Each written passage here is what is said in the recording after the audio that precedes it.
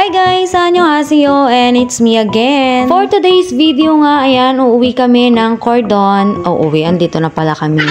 Minsan na nga lang kami makauwi ng Cordon, kaya sinusulit na namin yung time. Sinusulit ko na din yung time para mag-bond ng aking mga pamangkin. Dito na nga lang kami sa loob ng bahay naglalaro kasi hindi kami pwedeng lumabas dahil may bagyo. At eto na nga ang nangyari dahil nga sikat na sikat ang Barbie. Eto, gusto daw niya akong make-upan kasi ayaw niyang magpa-makeup. Ako daw may make-upan niya para maging mukha daw akong Barbie. Pagbigyan natin ang batang English era dahil nga bet na bet niya ang Barbie for today. Wala nga lang ako mga gamit dyan kasi ang gamit ko lang dyan is tint, lipstick, and face powder lang. So yan lang yung muna yung gagamitin niya kasi yan lang naman ang meron ako. Eto na yung sinasabi nilang meron na namang isang titang nauto na isang bata. Avail ka Barbie now? And then I put some makeup on your face. You don't like? Oh, this one pa. How are we going to put this one? In my cheek. Is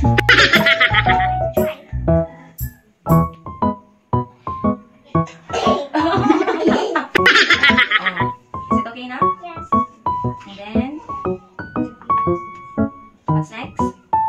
Oh, this one. On my whole face. Saya! Come here, Saya. Come. Put it on my face. Hanggang makeup ko. Yan. On my forehead.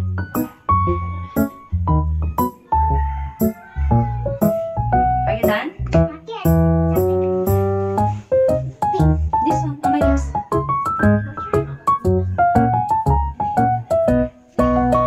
Rambut kalsada.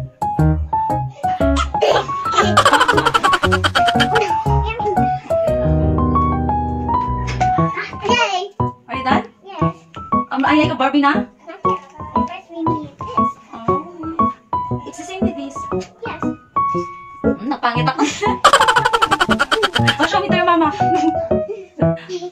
I'll put you some makeup. Napangit pa talaga. Stop! Can I see? You want to see it?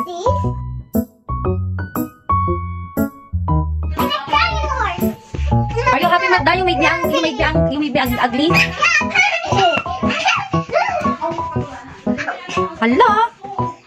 Look at my face, Magda. Look what I've done. Oh. It can't remove. You can remove the lipstick. Oh, get more wipes. Oh my God, yours are not pretty. I remove that spikes. And May kapal na galaw to be like a Barbie. Tita's poor. Am I beautiful na, Magda? Not yet. Yes. Yeah. What did you put on my face? What did you put on my face? Oh, on my cheek pa. On my cheek. No more? Not yet. There are more lipstick. Because you put too many lipstick on my face. No, on my forehead. You put too many powder on my head.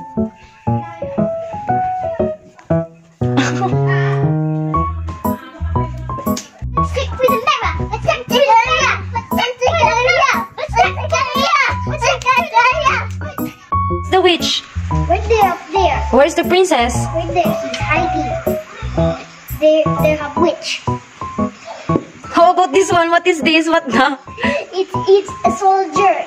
He is looking as a witch. He is hiding. There's a people. He is scaring and he is hiding right there in the castle. He can't see the princess. There's a witch right there. Up. He saw it. How about this one? Who's this? It's a bang bang. It's a bang bang. He's going to bang bang the witch up.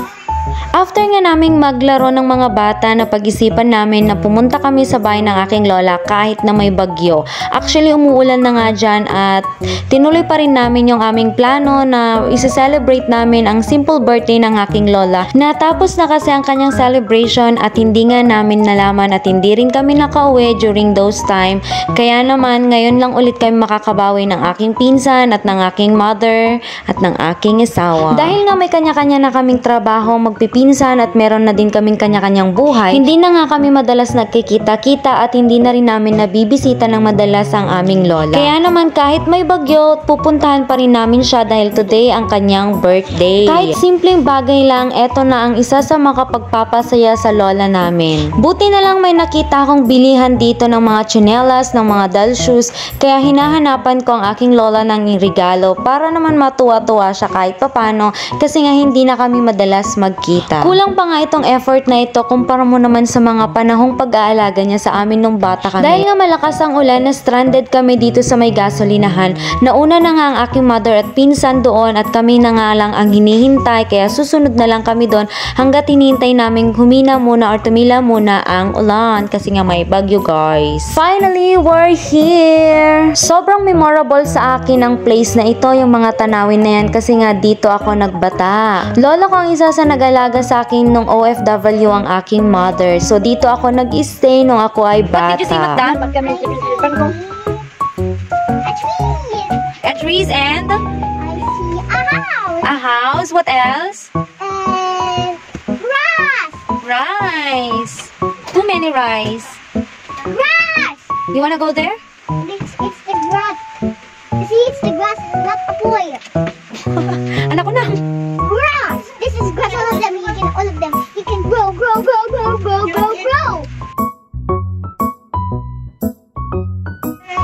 To you, happy birthday to you, happy birthday, happy birthday. You sing na, happy birthday to you.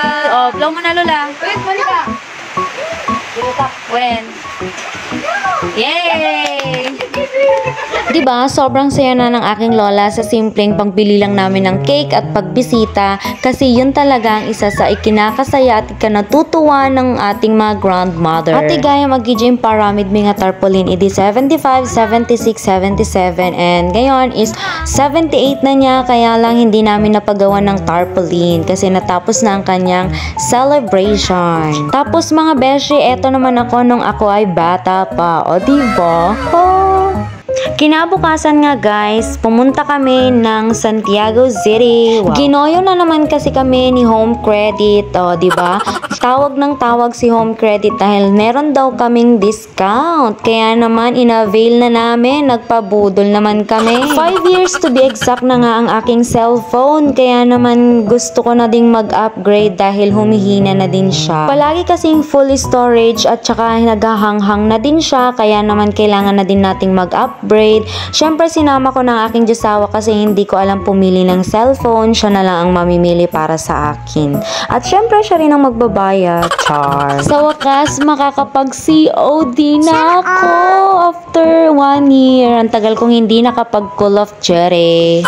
Well, natapos na nga and it's time to go home. Gusto ko nang mag-rest dahil napagod ako ng 2 araw. Dahil nga nagpabudol tayo mga beshi, mag-uulam tayo ngayon ng tuyo. Char lang, nag-crave kasi ako ng tuyo at saka ang sarap mag-ulam ng tuyo dahil nga sa panahon ngayon na tag-ulan, malamig na kaya gusto ko mag-ulam ng tuyo tapos itlog. O, di ang sarap.